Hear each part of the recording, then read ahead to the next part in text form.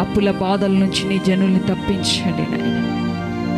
కుటుంబ సమస్యల్లో నుంచి నీ జనులు విడిపించండి అయ్యా. విడిపోయిన కుటుంబాలు చెత కట్టండి ప్రభా.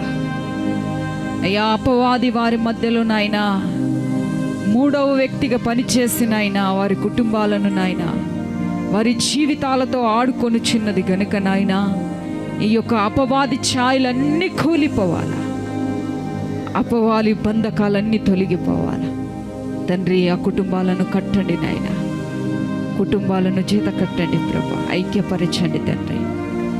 మహనీయుడా నీకు స్తుతి స్తోత్రం కలుగును గాక. విమోచకుడా సజీవుడా నీ నామానికి సమర్పిస్తున్నానయ్యా. ఆత్మదేవా సహాయం చేయండి అయ్యా. మా ముందు ప్రభా మందిర పనులు ఆగి ఉన్నాయి నాయన, నీవు కృప చూపించిన ఆయన సిగ్గునందనివ్వడు ప్రభా. నీకు స్తోత్ర.